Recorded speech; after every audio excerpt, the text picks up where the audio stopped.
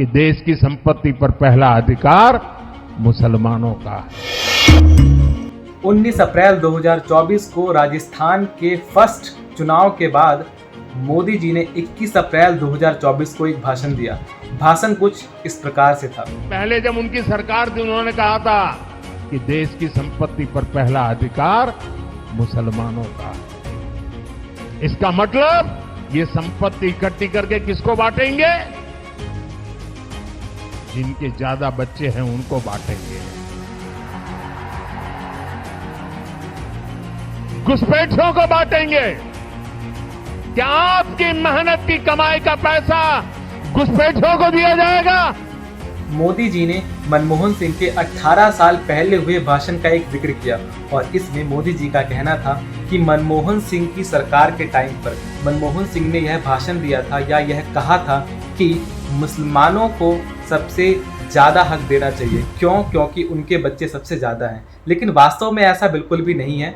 मनमोहन सिंह ने मुसलमानों को हक देने को लेकर क्लेम शब्द का प्रयोग किया था। क्लेम शब्द का मतलब ये था कि शायद मुसलमानों की संख्या अधिक होने के कारण मुसलमान अपना पहला हक माने।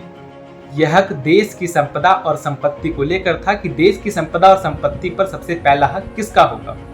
मोदी जी के इस भाषण का भारत का तो पता नहीं, लेकिन अंतर्राष्ट्रीय स्तर पर बहुत प्रभाव देखने को मिला, बहुत इफेक्ट देखने को मिला। कैसे? अमेरिकन न्यूज़पेपर वाशिंगटन पोस्ट ने मोदी जी के इस भाषण को नफरती भाषण के रूप में एक आरोप लगाया। तो यही हमारे भारत के पड़ोसी देश चीन ने भी इसकी कड़ी आलोचना करी।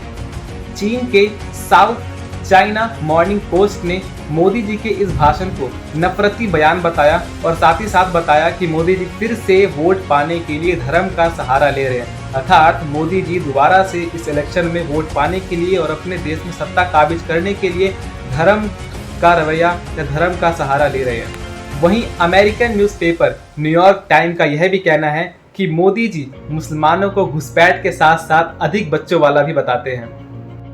टर्की के TRT वर्ल्ड आर्टिकल में यह भी पब्लिश किया गया कि मोदी जी मुसलमानों को घुसपैठ करार कर रहे हैं। अब देखिए, भारतीय राजनीति में अभी तो इलेक्शन हो रहे हैं और भारतीय पॉलिटिक्स दुनिया में कहीं ना कहीं डेमोक्रेसी के लिए जानी जाती है। याद करिए वो दिन जब 1947 के बाद जब हमारा देश आज़ाद हुआ था, पहले इलेक्शन 1951 के दौरान हमारे देश में एडल्ट फ्रेंचाइजी को अपनाया गया। एडल्ट फ्रेंचाइजी का मतलब 21 ईयर, उस समय 21 ईयर प्राप्त हर एक व्यक्ति को, जिन प्राप्त व्यक्ति को भारत में चुनाव देने का अधिकार था। उस समय जिस समय हमारे देश की लिटरेसी रेट केवल 17% थी, मतलब 100 में से केवल 17 लोग ही ऐसे थे जो लिख पढ़ सकते थे।